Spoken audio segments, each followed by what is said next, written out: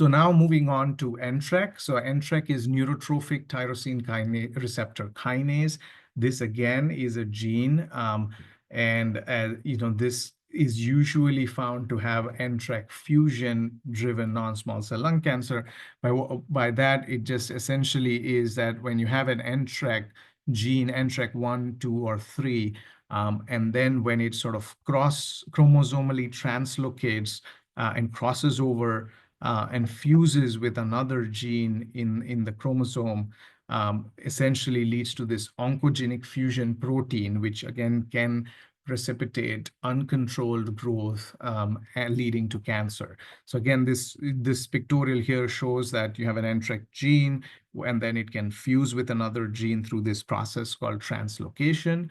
And then once it fuses, it leads to this fusion protein, which can be an aberrant protein causing increased cell proliferation. And what's interesting with the NTRK is there is not just one partner that it prefers. It actually can fuse with many different genes that we have seen. And this is a picture.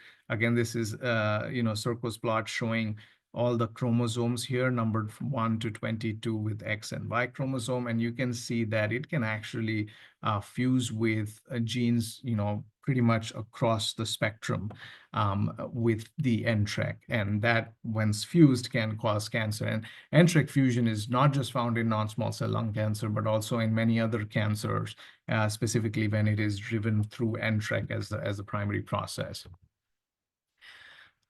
For NTRK fusion positive non-small cell lung cancer management, again, very important for us to detect this. Again, this is also preferably an RNA-based NGS, which would be important to detect this. Again, once we find this as a first-line therapy, we like to start targeted therapy. The therapies here are entrectinib, larotrectinib, or repotrectinib. And I know Dr. Bazhenova just talked about repotrectinib in the context of ROS1. It's also beneficial and effective in NTRK and was recently approved. Entrectinib and larotrectinib have been approved for the last couple of years. Again, if it is discovered during first-line treatment, it is recommended to interrupt current therapy and start. And this is obviously because of the efficacy that we have seen with these drugs. Repotrectinib was approved recently, as I mentioned, and it also has been indicated, especially in the guidelines, that if there is a progression on entrectinib or larotrectinib, could be utilized if not previously given. And this is the data on these three drugs. Again, you can see here the target genes are a little different. Entrectinib, repotrectinib also target ROS1 and ALK. And that's the reason we've seen repotrectinib in the context of ROS1 that was just mentioned. And then here you can see that the efficacy in terms of the overall response rates are in the order of about 60 to 70%. The treatment side effects, the profiles are slightly different. Especially with entrectinib, there are some CNS manifestations, but repotrectinib, as was mentioned by Dr. Bazhenova, there is also CNS-related side effects, specifically dizziness, that we see. We also see weight gain, and so sort of some of the side effects are because of the targeting of this TRK A, B, and C, and ROS1 are quite similar, and also more related to the CNS as well as the new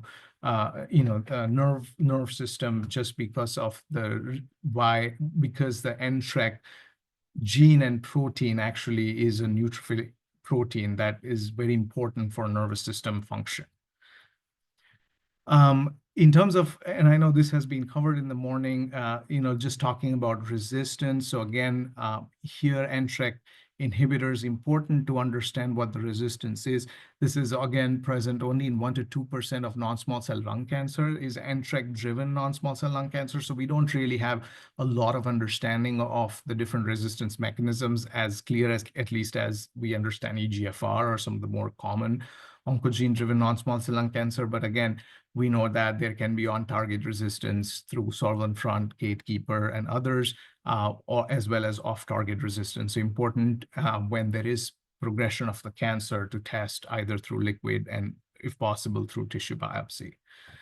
In terms of safety, as I mentioned, there's ataxia, myalgia, peripheral sensory neuropathy, again, that nerve system-related side effects that we see, dizziness, dysgeusia, vomiting, weight gain, some of the common things that we can see with NTRK TKIs.